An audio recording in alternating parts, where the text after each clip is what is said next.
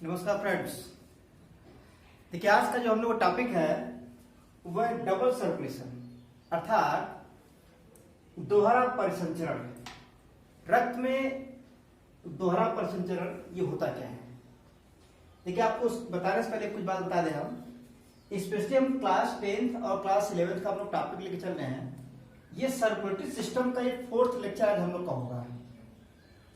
इसके पहले हम लोग हार्ट का internal structure, external and blood, इसके बाद आज हम लोग जानेंगे कि ब्लड का सर्कुलेशन किधर से किधर होता है। इनके जानने से पहले हम लोग जो है धमनी और शिरा के बारे में जानेंगे। देखिए धमनी और शिरा है क्या। धमनी को इंग्लिश बोलते हैं आर्टरी, शिरा बोलते हैं वेन। जैसा हम लोग शुरू से या पिछले वीडियो में बता दिए थे आपको हम कि धमनी का मुख्य रूप से काम क्या होता है। देखिए धमनी का मुख्य रूप से काम क्या होता है, प्योर ब्लड को फ्लो करना।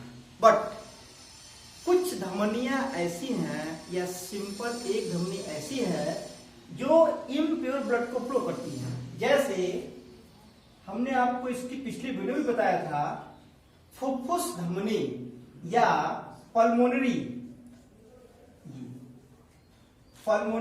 आर्टरी जो होती है ये करती क्या है, इम्प्योर ब्लड को फ्लो कराती है। इसी तरीके से हमारे शरीर में इम्प्योर ब्लड को हृदय में जो लेके आती है, याद रखिएगा वो शिराएं होती है। इस प्रकार से जितनी शिराएं होती हैं सभी इम्प्योर ब्लड को फ्लो करती है। लेकिन जैसे यहां देखा पल्मोनरी, हमने यहां पर वही पल्मोनरी वेन, ये देखिए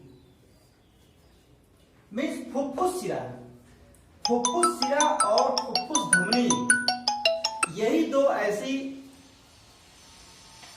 धमनियां और शिराएं हैं जो शिराओं में अशुद्ध होता है लेकिन पल्मोनरी वेन में शुद्ध ब्लड फ्लो करती है। यहाँ अब इनका देखिए यूज कहां पे है। देखिए इनका यूज मुख्य रूप से हम देखते हैं, हम चूंकि पहले से बता चुके थे आपको कि हमारे हार्ट में 4 चेंबर होते हैं। देखिए 4 चेंबर जो आपका इस सेप्टम से जो इधर की तरफ दिखाया गया है ये हमेशा दायां भाग होता है, इधर से इधर क्या होता है हमेशा बायां भाग होता है। दाहिने भाग की अगर बात किया जाए तो आप देख सकते हो ऊपर की ओर दायां अलिंद है और नीचे की ओर दायां नील है। इसी तरीके से इस साइड में बायां अलिंद और बायां नील है। Means right auricle and right ventricle, left auricle and left ventricle. अब देखिए ब्लड कहां से कैसे आती है और कहां जाती है। देखिए टोटल इम्प्योर ब्लड जो है इस दाएं अलिंद में आती है। किसके द्वारा आती है ध्यान रखिएगा। देखिए महाशिराएं होती हैं, क्या महाशिराएं। तो इन महाशिराओं से जो होता है पूरे शरीर से ब्लड राइट आर्किल में आती है। कौन कौन शिरा है, पहला है अग्र महाशिरा, दूसरा पश्च महाशिरा,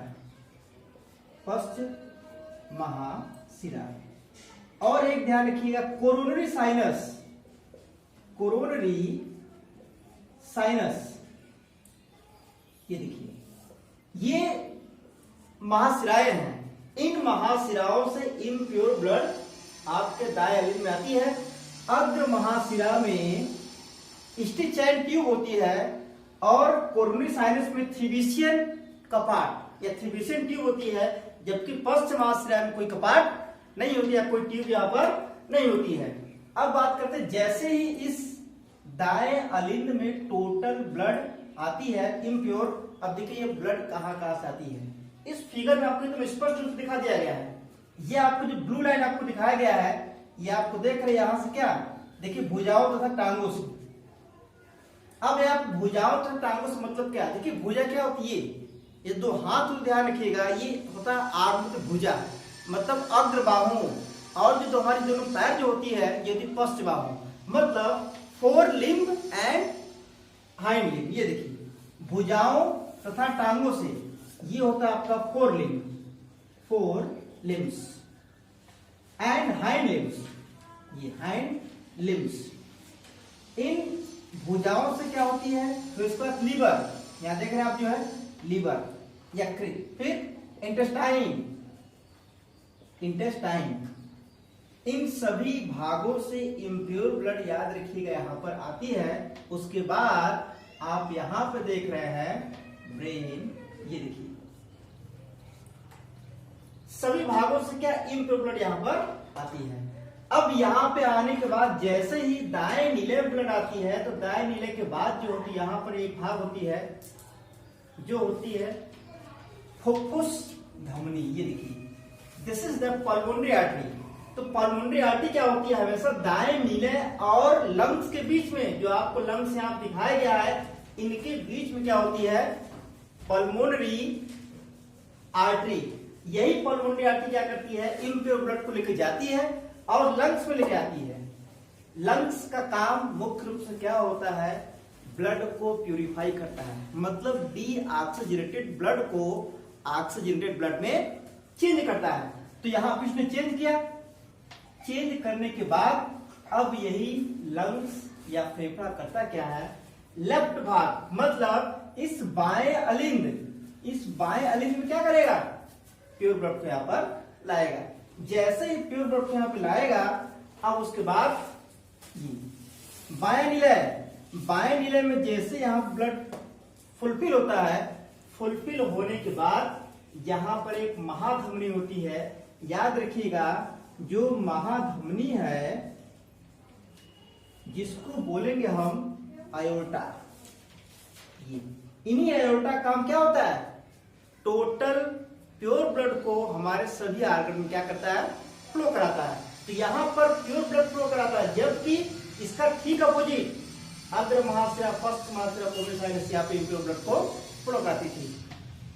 इन दोनों के भागों में बांट दिया गया है। देखिए दो भाग क्या क्या बांटा गया, इधर देखिए यहां पर ये देखिए पल्मोनरी सर्कुलेशन। पल्मोनरी सर्कुलेशन का मतलब क्या है, फुफ्फुसी परिवहन, अर्थात जो ब्लड होता है फुफ्फुस परिवहन, मतलब फुफ्फुस शिरा और फुफ्फुस धमनी में बहेगी। और दूसरा हमने आपको बताया सिस्टेमिक सर्कुलेशन, दैहिक परिवहन या आयोटा से। इन सब से क्या होती है, हृदय में रुधिर आती है, जबकि यहां से क्या होता है, हृदय से रुधिर पंप होके बाहर जाती है। ये देखिए इसका मुख्य काम।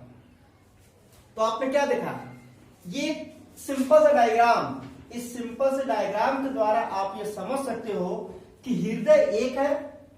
इस हृदय में क्या होता है कि रुधिर एक तरफ से आती है और एक, मतलब दो बार एंट्री करती है और दो बार क्या होती है, बाहर निकलती है। हार्ट की संख्या एक, लेकिन रुधिर दो बार एंट्री कर रही है और दो बार बाहर निकल रही है। और आप इस स्ट्रक्चर के द्वारा समझ सकते हैं कि डबल मतलब दोहरा, देखिए दोहरा परिसंचरण यहां हो रहा है, ये देखिए दोहरा परिसंचरण, ये इसी को बोलते हैं डबल सर्कुलेशन या दोहरा परिसंचरण एक होता है। ये बात क्लियर। ये टोटल स्ट्रक्चर याद रखिएगा, ये टोटल टॉपिक हम आपको फिर से बता दे रहे हैं हम, ये क्लास 10th और क्लास 11th का है। अब एक टॉपिक इसमें और बचा हुआ है, एक लेक्चर के बाद ये टोटल सिलेबस हम लोग का ये चैप्टर समाप्त हो जाएगा। धन्यवाद।